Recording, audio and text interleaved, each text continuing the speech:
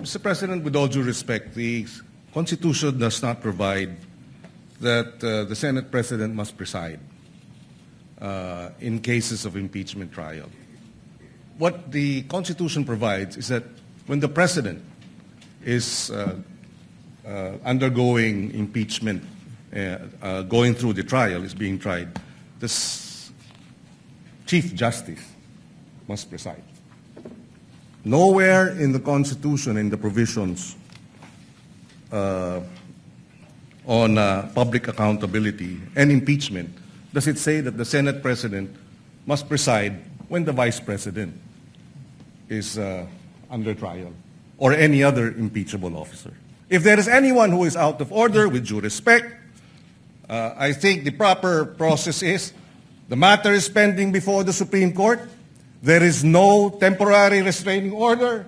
There was a request for a status quo ante order. It was not granted, and therefore the presumption of regularity behooves us as an impeachment court to proceed. And finally, Mr. President, allow me to reiterate, the point of order is improper. In fact, the debate on this matter here in the impeachment court is out of order, Mr. President. The vote will proceed without any explanation. No, Mr. President. And after that, we will allow the gentleman from Taguig to explain his vote. Mr. President, So we call for a division of the House. So those who are... Mr. President, when you object, you're allowed to explain your objection and state Senator your Lacson objection. is recognized. Any issues pertaining to this resolution should be discussed in plenary when the Senate convenes as a legislative body. So that is the position of the chair and the view of the chair on this matter. Mr. President, first, may I dispute that you used the word fact. It is not a fact that the rules were changed because it is being disputed that first, there was no quorum at that day. Second, if we are going to amend the rules of impeachment for the impeachment trial in plenary under the rules of the Senate, Section 136, second paragraph says, the rules may be amended by means of a motion that should be presented at least one day before its consideration. It was not presented on June 2. So, we did not follow our rules. So, a rule that was passed that did not follow our rules or amendment that was passed that did not follow our rules is void. You cannot get anything out of it. It is a nullity. So, if today we pass a change in our rules and we do not follow our own rules in changing the rules, we cannot follow that rules. Secondly, Mr. President, the impeachment court already adopted our rules. Iba po ang plenary, tama po kayo doon, I agree with you there. Iba po yung impeachment court. So is the impeachment court now hostage or subject to whatever changes the legislative body does and we will not adopt? Then why did we adopt the rules when we took our oath? We adopted it because the impeachment court is not powerless to talk about our rules. But finally, Mr. President, for the sake of argument, just for the sake of argument, wag na natin tignan yung mga amendments. It's against the Constitution. So can the impeachment court disobey the Constitution? If the Constitution says the presiding officer should be the Senate President, can we now say na no, pagbotohan natin kung sino? Because if we say that we can, what next? Will we add to the articles of impeachment? Will we lower the bar of the quantum of evidence needed? Will we say that baliwala na yung pre-trial brief at bahala na si Batman? So, Mr. President, I thought that's why we have the rules. Because when we have the rules, it dictates fair play. And the rule says it is the Senate President who will preside. So if now we're not going to follow the rules, anong pinag-uusapan natin patas? Anong pinag-uusapan natin due process? Anong pinag-uusapan natin na fairness? It is who we chose as Senate President is a political. So we made our case doon na we would have a more fair You made your case, you got the majority. Now you got the majority, we will give you all the support, Mr. President. But we have to follow the Constitution. We cannot have a trial where we do not follow the Constitution, Mr. President. I think pinaka-basic po yun. Saan sa Constitution po nakalagay, Mr. President, that ang nakalagay dito po, only in case the President. Let me give you a hypothetical. God forbid, God forbid. God forbid may mangyari sa Pangulong Marcos, maging Pangulo ngayon po, si Sara Duterte. My view is tuloy yung impeachment.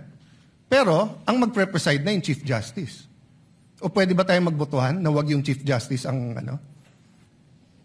wag yung Chief Justice ang mag-preside? So how is it possible that today, we're starting out on the wrong foot by arguing who will preside when the Constitution already settled it, Mr. President? So I appeal to my colleagues. There are a lot of accommodations, there are a lot of things, may bigayan talaga dito.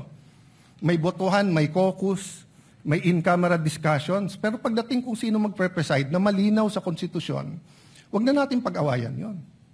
The prosecution is here. I think they're ready. The defense is here. I think they're ready. Let's give the Filipino people, a fair trial. Hindi po fair kung pipiliin natin kung sino ang kahit sinong magaling, kahit ako piliin nyo. Hindi ko po tatanggapin yon kasi mali po yon. Hindi po yun ang nakalagay sa Constitution natin. Very, very clear po sa records ng Constitutional Commission. Walang makaka-amend doon. We are not given any latitude on this matter, Mr. President. I appeal to you, Mr. President. This is your Senate presidency. Thank you. Thank you for that, those views to the good gentleman from Taguig. Kanina po, nabanggit ko ho na in my manifestation as the Senate President, that resolution number 39, or the rules of procedure on impeachment trial, as amended, shall continue to apply. So in other words po, rin-recognize ho nitong impeachment court yung amendments na ginawa ho natin noong June 3. At kagaya ho ng nasabi ko kanina, the humble view of this presiding officer is if there are any discussion on resolution number 43, as adopted as resolution number 40, it should be done in plenary.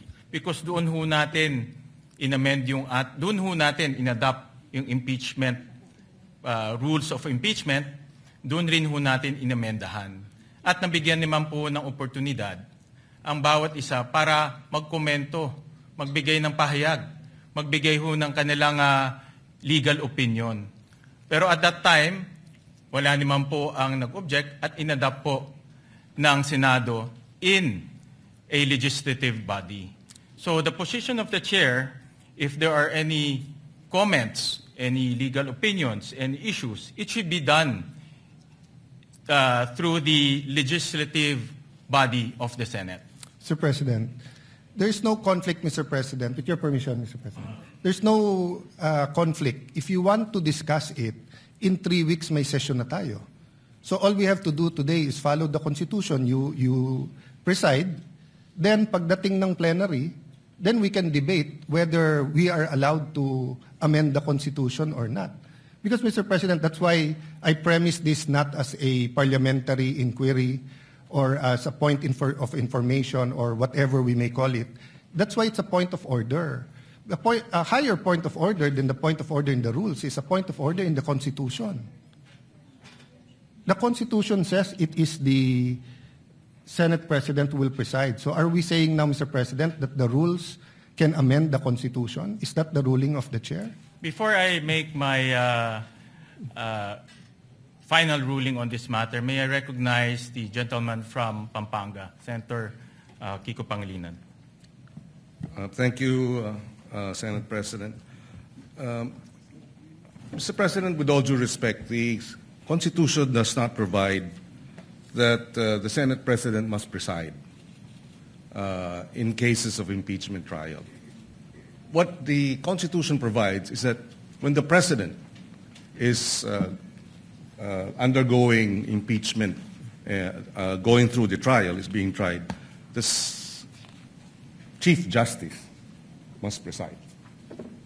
Nowhere in the Constitution, in the provisions on public accountability and impeachment does it say that the Senate President must preside when the Vice President is under trial or any other impeachable officer. And precisely because of this, and precisely because the Constitution likewise allows Congress, not the impeachment court, Congress, to promulgate its own rules, which is what the Senate did in June 3. We proposed amendments to the rules under our rulemaking power, which, by the way, was subsequently ratified when we convened in a special session on June 17. The June 3 journal was ratified unanimously on June 17 when we had our special session. And in the June 3 minutes and the journal, precisely we approved the amendments to the rules. This was further ratified on June 17. Therefore, it is considered regular. The presumption of regularity now comes into force. But having said that, Mr. President, the good gentleman from Taguig has brought this matter before the Supreme Court. And we agree with the point earlier raised by the Senate President. This matter should be either discussed in the Senate in plenary as a legislative body, or if he has questions which may in fact turn out to be valid, he has brought this matter before the Supreme Court. And therefore, this impeachment court is not the venue for this debate, Mr. President. If there is anyone who is out of order, with due respect, I think the proper process is the matter is pending before the Supreme Court. There is no temporary restraining order. There was a request for a status quo ante order. It was not granted.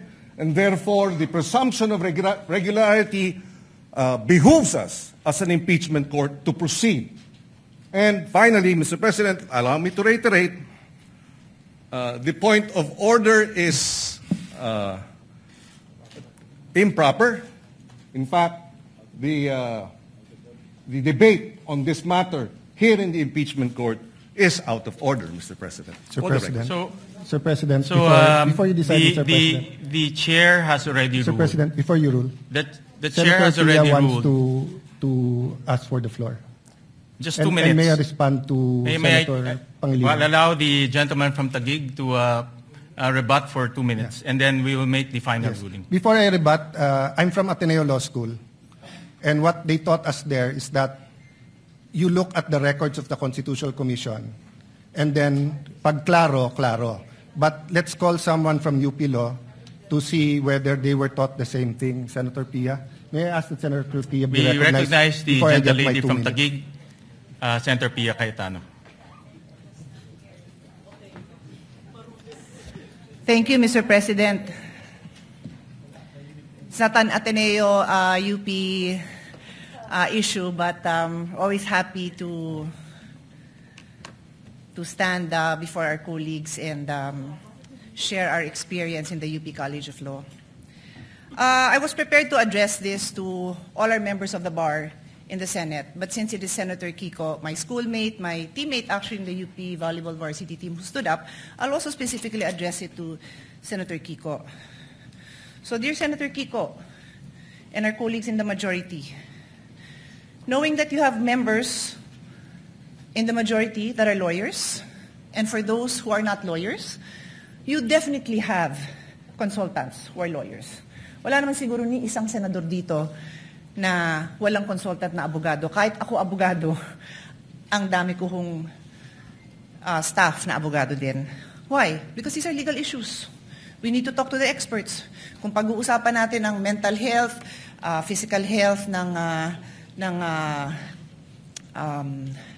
Vice President, then of course we will not listen to lawyers. We will listen to doctors, di ba? So this is a legal issue. Let's hear what the lawyers have to say. But let me just quote, because I know the Senate President doesn't have time to call on all the lawyers.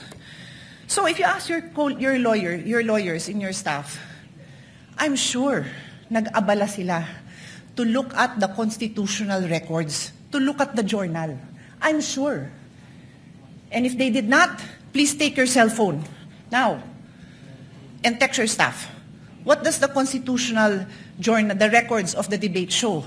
Sinabi na po ni Senator Alan Cayetano, you can question him, you can doubt him, ask your staff. May I ask you, dear colleagues, let's do our job well. The same way when you stand up and you tell me to do my job well and you disagree, I disagree with your point of view, I will listen intently to your point of view. And I'm looking at each one of you because this is our solemn duty. What does the Constitution say? Nakalagay doon, the Chief Justice, pag the President. Silent nga po sa iba. So sabi ng iba, at yan ang sinasabi ng Senate President natin na mukhang pwedeng iba. So we looked at what the constitutional framers said. What did they say?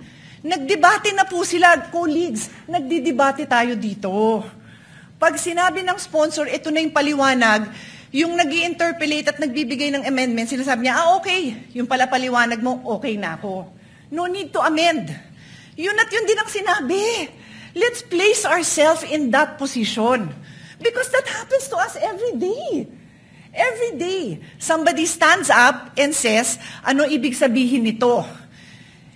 And the sponsor will explain. Pag hindi maliwanag, sasabihin nung nag-i-interpolate or nag-a-amend, ay, papa-amend ko kasi hindi maliwanag or I want to improve it.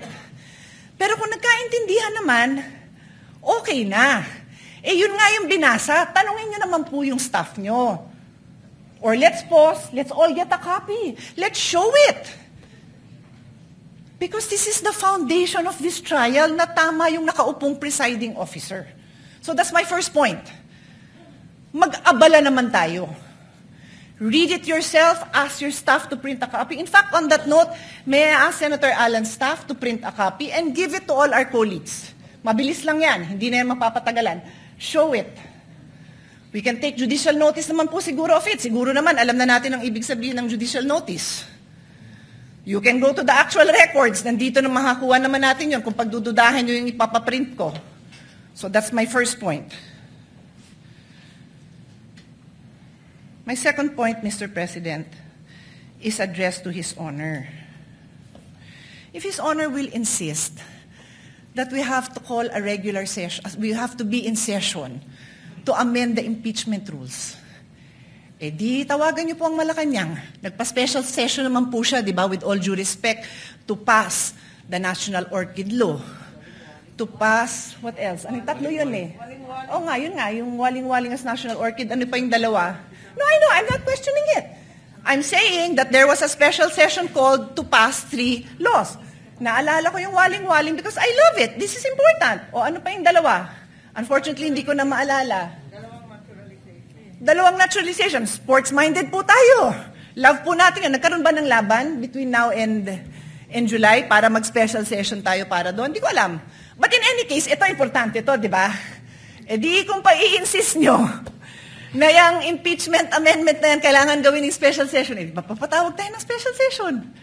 Mukha namang very supportive naman ang Malacanang sa majority.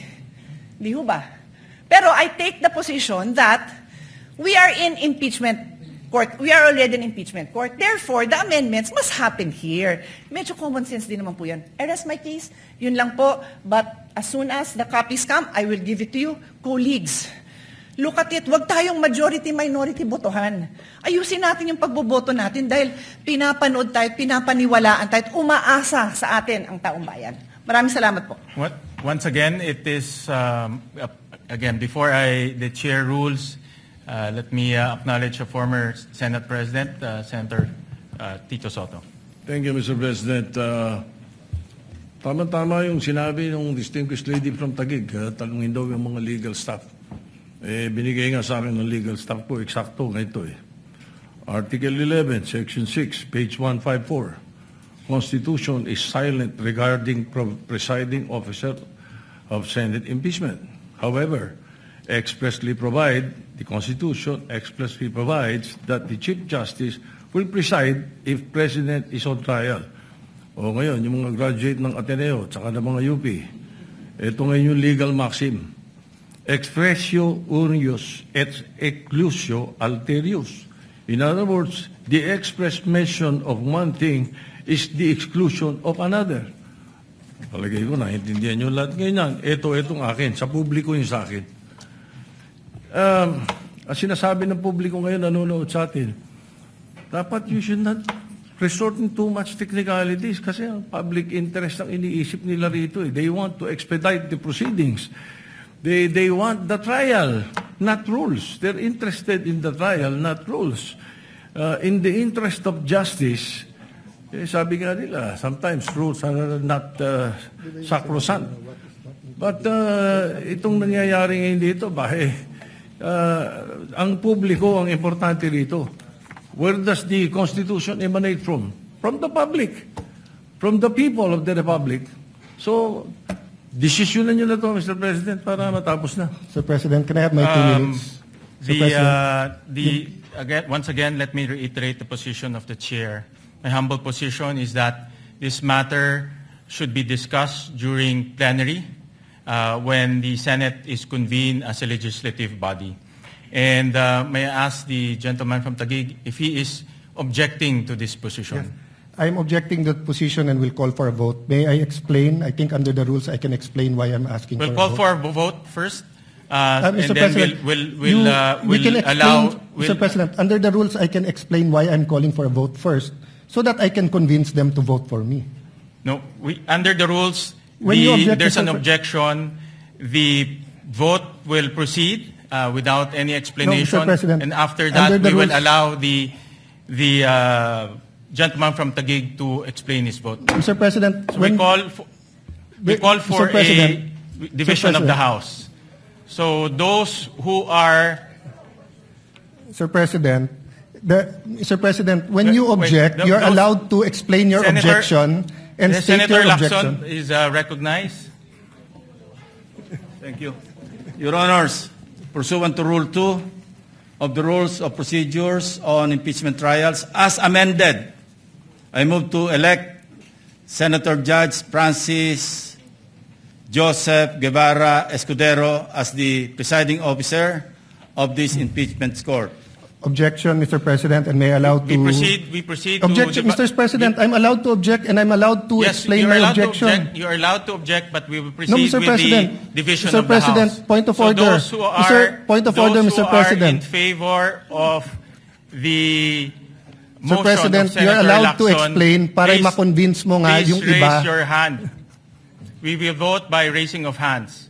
So those who are in favor of the motion of Senator Lacson electing Senator Chis Escudero as the presiding officer, please raise your hand. The clerk of court is directed to count the votes. No, in our rules parliamentary procedure.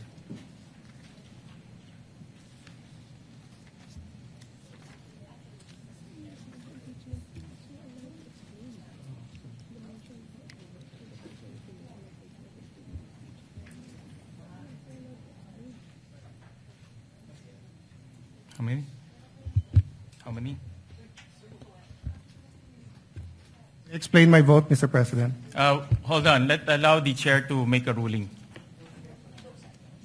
Those who are against to the motion of Senator Lacson electing Senator Chis Escudero as the presiding officer, please raise your hand.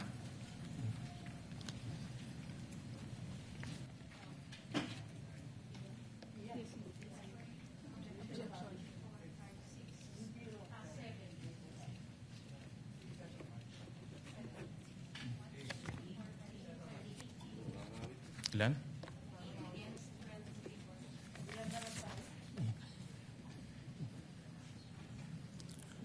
The official count is 12 in favor, 8 against. The majority, those who are in favor, has it. Mr. President, The may I court explain? resolves to elect Senator Chis Escudero as presiding officer of the impeachment court. The duly elected presiding officer shall, under the same oath taken on May 18, 2026, immediately assume and exercise all powers, functions, duties, and prerogatives pertaining to or vested in a person presiding over the impeachment under impeachment trial under the rules of procedure on impeachment trials as amended, and shall give full effect to the powers inherent to the courts under Rule 135, Section 5 of the Rules of the Court.